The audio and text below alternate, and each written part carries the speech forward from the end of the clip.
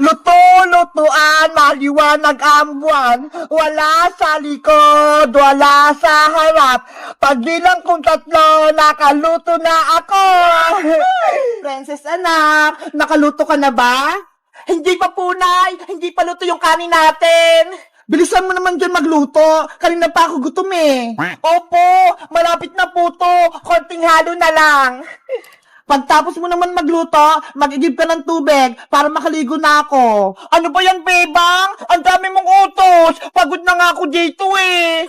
Nagreklamo ka ba, princess? Diba? Maglalaro nga tayo ng baybayan. Ako yung nanay at ikaw naman yung anak ko.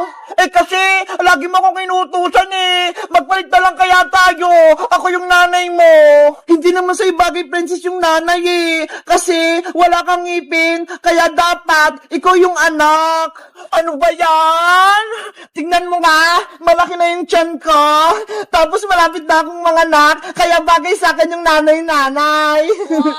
O sige na, papayag na ako. Ikaw na yung nanay, bebang. Basta, bibigyan mo ako mamayang pera pambiling pagkain, ha? Sige, ano, princess? Luto na ba yung ulam natin?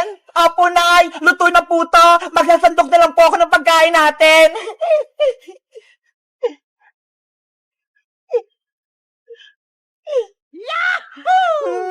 Ang bango ng ulam. Excited akong kumain.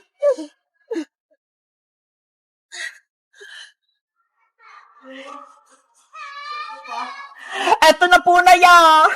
Ay, ang galing mo na magluto, princess. Pinakbit yung ulam natin. Nagluto rin po ako dito, nay. Adobong manok. Ito ho. Wow, ang sarap niyan. Tara, kumain na tayo, princess. Sige pa, kain na po tayo.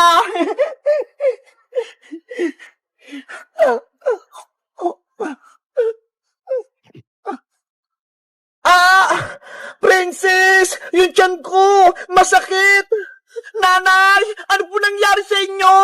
Princess! Manganak na ata ako! Lalabas na yung kapatid mo! Yay! Magkakaroon na akong kapatid na baby! Huwag ka munang masaya! Tulungan mo ko! Ano pong gagawin ko, Nay? Hindi ko po alam! Tawagin mo si Maring Iska! Siya yung magpapanak sa akin! Sige po, Nay! Alis na po ako! Aray! Yung tiyan ko!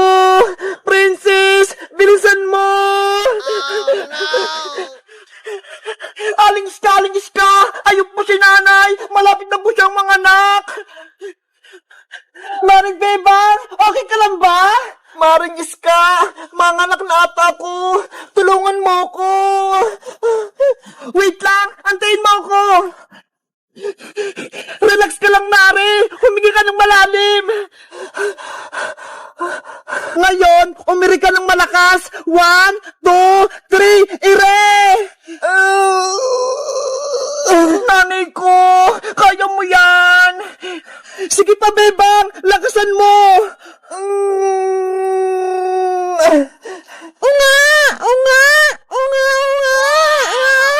Maring Bebang! Lumabas na yung anak mo!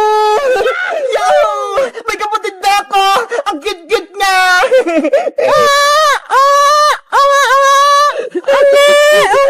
Maring Bebang! Lumabas na yung anak mo! Gumising ka na! Princess! Si nanay mo! Hindi na gumagalaw! Nanay! Oh no! Hindi niya kinaya yung pag-iri. Kawawa naman si Maring Bebang. Wala na siya. Iniwan niya yung baby niya. Hindi pwede. Buhay pa si nanay. Nanay Bebang, wag mo akong iwan.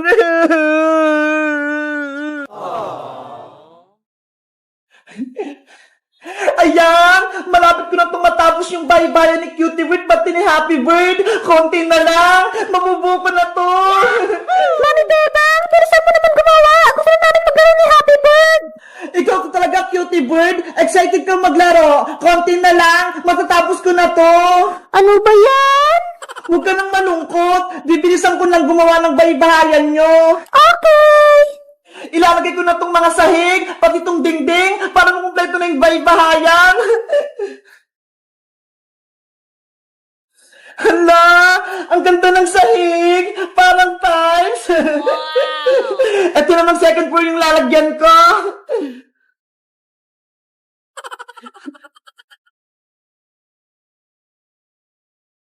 Sunod naman, etong Terry's.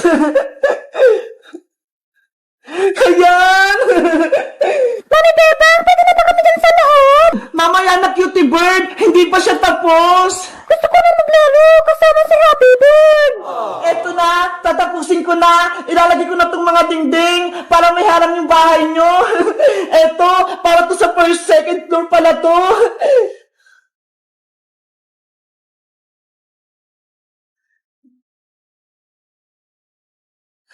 At ito naman, para to sa first floor!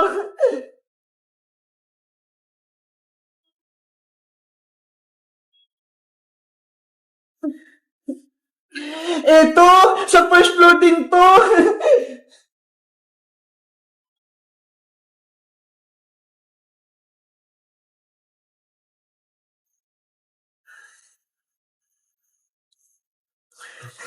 Ito sa first floor din.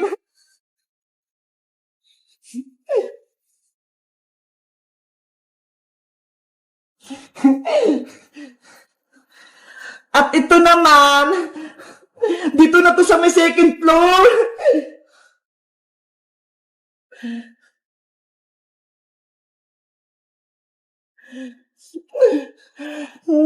Ay, ito!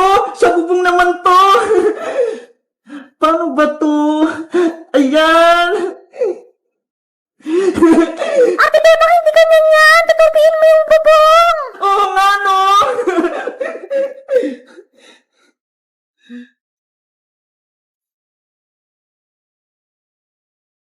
Ayan! Mami Bebang, pwede na ba kami dyan sa loob?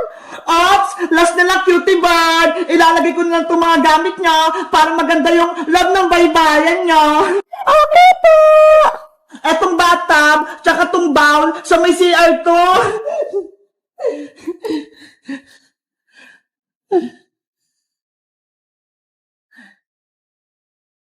Dito kayo maliligo at magsi-CR, Cutie Bird, ha? Huwag kayong magkakalat. Yay! May CR na kami. Eto naman, sa may kwarto to, may cabinet, tsaka higaan.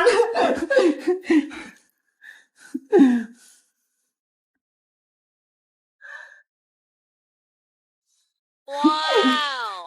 Ayan! Ito, saan naman kaya to? Ay, alam ko na! Sa sala to!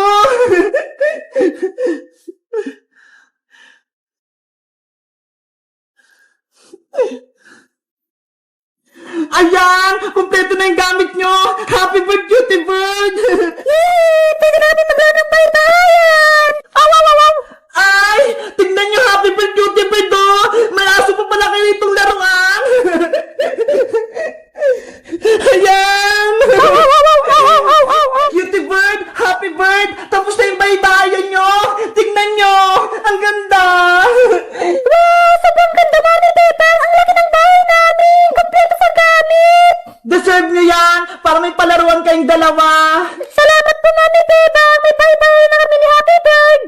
Kay Tita Iska kayo magpasalamat kasi siya yung nagbigay niyan! Kaso, wala po si Tita Iska eh. Nasa Hong Kong. Bukas, uwi na siya dito sa Pilipinas! Pinadala namin siya ni Princess ng pamasahe! Kaya, magkasama-sama na tayo dito! Yay! Kompleto namin kayong tatlong magkakaibigan. Si Ate Princess, si Ate Iska, saka si Mami Bebang. Kaya nga eh, excited na akong nakita si Iska! Kami rin, Mami Bebang. Masaya kami na uwi na si Tita Iska. Asya, maglaro na kayo sa baybayan niya! Mag-enjoy kayo ha! Huwag kayong mag-away!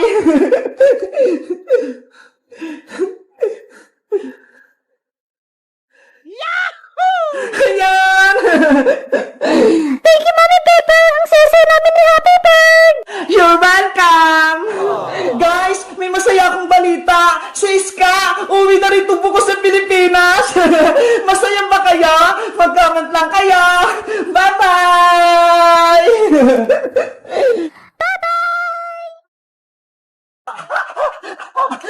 Akin na tong sulat ni Iska, Bebang! Oh no! Boyong!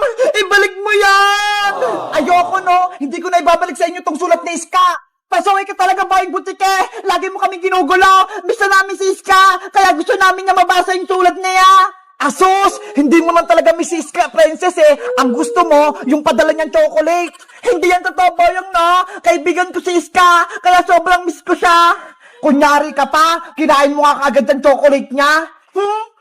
Boyong, nakikusap ako sa'yo. Ibalik mo yung sulat ni Iska. Please. Ibibigay ko lang sa inyo to kung may kapalit. Gusto ko yung hawak mong chocolate na Toblerone, Bebang. Ayaw namin, no? Ang sarap kayo ng chocolate. Tapos ibibigay lang namin sa'yo. Hindi pwede, no? Kung ayaw niyong ibigay yan, pupunitin ko tong sulat ni Iska. Huwag, Boyong! Gusto namin mabasa yung sulat. Ibibigay niyo ba yung chocolate o hindi? Pupunitin ko na to. Napakasabay mo talaga, Boyong Butike! Hindi naman sa yung sulat na yan, ah! Bebang, huwag kang pumayag sa gusto ni Boyong. Pagbilang kong 3, pupunitin ko na to. 1, 2, 3. Eto na! Ibibigay ko na sa itong chocolate! Huwag mo lang punitin yung sulat ni Iska! Pero Bebang, masarap yung chocolate ni Iska! Huwag mong ibigay kay Boyong! Anong gusto mo, princess? Yung sulat ni Iska o itong chocolate? Siyempre, yung chocolate! Ikaw talaga, matakaw! Ayaw bang malaman kung anong sinulat sa atin ni Iska? Malay mo, importante yung sasabihin niya. Oo nga, no? Sige na nga, ibigay mo na nga kay Boyong yung white na chocolate. Ano, ibibigay niyo ba yung chocolate o pupunitin ko tong sulat? Boyong, eto na, ibibigay na namin tong isang chocolate. Yes, may chocolate na ako. Princess, iabot mo to kay Boyong, tapos kunin mo yung sulat. Sayang talaga tong chocolate. Ang laki-laki pa naman. Hayaan mo na. Meron pa naman ako dito eh. Bibigyan kita. Akin na yung chocolate, princess. Baka mamaya, kainin mo pa yan eh. Eto na. Excited ka naman masyado, Boyong.